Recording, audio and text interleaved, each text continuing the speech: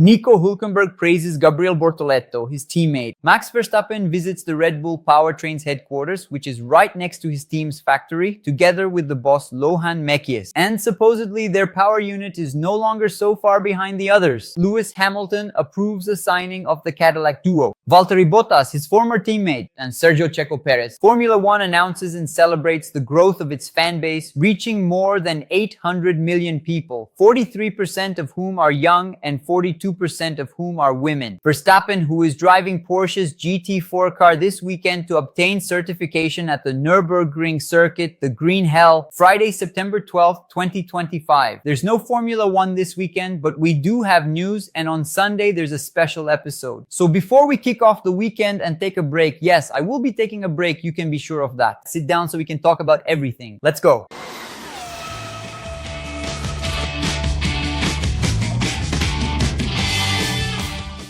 Veteran driver Nico Hülkenberg, who drives car number 27 for Sauber, gave an unusual compliment to his teammate, the rookie Brazilian Gabriel Bortoleto. The 38-year-old German, who made his Formula One debut in 2010 with Williams alongside Rubens Barrichello, compared Gabriel to a printer whose ink never runs out, which in itself is already a good indicator of his age. Nowadays, printers use toner. Hülkenberg, however, is a rookie when it comes to podiums. It was for the first time with third place this year at Silverstone.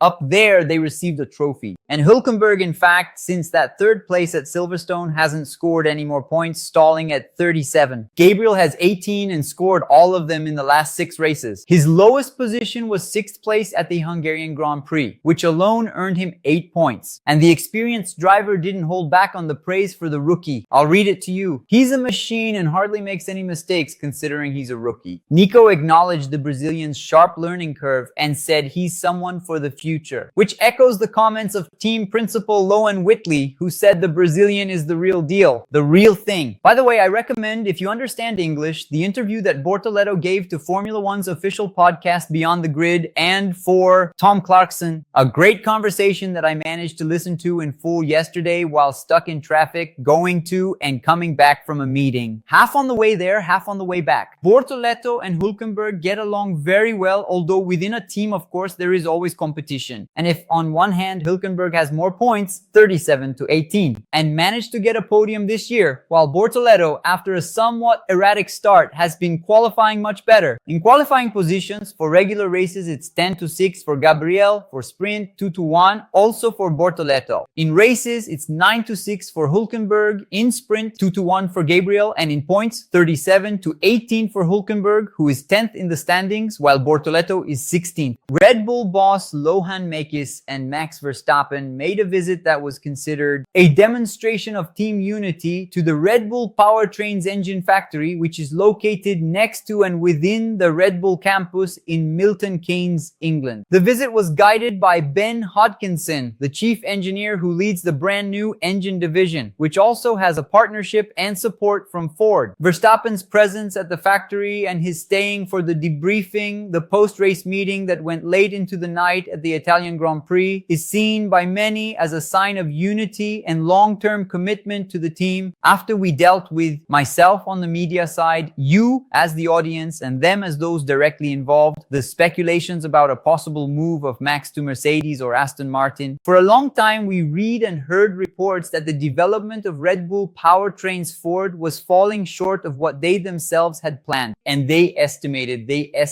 that they are behind Mercedes and Ferrari specifically. According to some reports, however, this gap is being reduced. But of course, any conclusions will only start to be drawn during pre-season testing and especially on the first Grand Prix weekend. Until then, it's complete darkness. We just don't know. But still talking about Red Bull, this week, 𝘾𝙤𝙥𝙮𝙧𝙞𝙤, the team principal, said that they don't expect to win or come in winning in 2026. As that character from Donna Zulu would say, I think it's from a soap opera, Mystery. Lewis Hamilton Hamilton commented on the drivers signed by Cadillac, Sergio Perez, and his former Mercedes teammate Valtteri Bottas. And he said, plain and simple, I think they picked the right guys. He didn't hold back on praising Bottas, saying he's one of the most honest and probably the funniest of the Finns, and the most genuine person to work with. He also commented on the experience of both, saying that the knowledge they bring will help them progress faster. The entry of another team onto the Formula One grid, now Cadillac as the 11th, is described by Hamilton as something incredible for the sport. And the driver duo has a combined total of 527 Grand Prix starts and 16 wins, 10 from Bottas, 6 from Perez. Formula One announced this week a 12% growth in its fan base. The total number of people who follow Formula One reaching a total of 827 million people worldwide. That's somewhere between 11% and 13% of the world's population. That's a heck of a lot of people. The data shows a diversification of the audience, 43% of the total. People who have been following for less than 5 years. The data also shows an important diversification of the audience, with 43% of that total of just over 800 million being young people, and 42% of the total being women. This expansion and change in the audience mix is attributed to the Netflix series Drive to Survive and the Formula One movie. And I would add here, in addition to Formula One's entry into the world of sports and its growth on social media. I've already talked about this in a video called The Explosion of Formula One, about how things have changed since 2017. And today the league category actively participates on social media and produces. It's true, we have to give them credit. Excellent content on all of them. And I'll add another comment of my own here. The diversification and expansion of the fan base, as well as the drop in the average age, inject new energy. Because when your follower base is getting older, it tends to shrink over time since people naturally pass away. This was the scenario that Liberty Media saw when they took over Formula One. We need to grow the fan base because these are the people who will keep following us for the next 40 years. Max Verstappen is at Nürburgring on the Nordschleife, the North Loop, or the Green Hell, the legendary track in Germany located inside a park that once was It was the stage for Formula One until 1976, and today it hosts track days and other races like the 24 Hours of Nürburgring, and now Max. He intends to race there, but to race there you need to go through a licensing process, which actually starts, curiously enough, by doing 6 laps behind an instructor. In other words, Verstappen is taking some lessons at Nürburgring. The footage is circulating on. The 4-time Formula One champion admits that he dreams of taking part in the 24 Hours of Nürburgring, and for that he's racking up mileage. This week on Tuesday, the main episode of the week talked about gadgets, the 4th part of our series, the most successful series here on the channel. If you haven't seen it, worth watching. Didn't see the other 3 Veil either. On Wednesday, a small big story unknown to many people from when Formula One raced in Brasilia. That's right, with Emerson Fittipaldi winning the racetrack's inauguration, which from what I heard recently is about to be handed over to the public again after a long renovation. And on Sunday, we have a special episode here because I went to check out Raceville, a racetrack that has a club. Or is it a club that has a racetrack? Excellent question, and we'll answer that for you on Sunday. What an amazing place. When I can, I'll become a member of that club. You can write that down. And by the way, I ran into several of our followers there. I even took a lap in the car with one of them. So that's our weekly news roundup this Friday without Formula One, but with new things to share with you. By the way, I've been having some meetings about future projects, which you'll hear about soon. So that's our weekly Formula One news roundup. Leave a like, it's free. It doesn't cost anything, you know, and it really helps the channel. Do us a favor, help us out. It's hardly any work at all. You can even do it with the remote on your TV. I've seen my wife do it. I'm mentioning this because 52% of our audience already watches us on TV. Comment down below, even if it's just an emoji. Tell us where you're watching from. Anything helps, because more comments tell the algorithm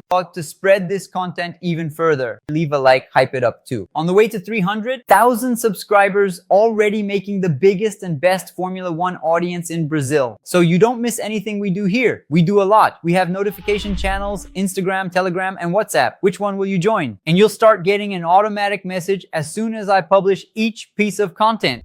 And we won't lose touch. Finally, our social networks reaching 10 million views every month. Instagram, Twitter, Threads, and TikTok, where there's content all the time. The handles are showing up here, and the link is also down below in the description. So that's it. I'll see you all on our social networks in Sunday's video. Thanks, big hug, happy Friday, and take it easy. Remember, on Monday we have to work again. Big hug.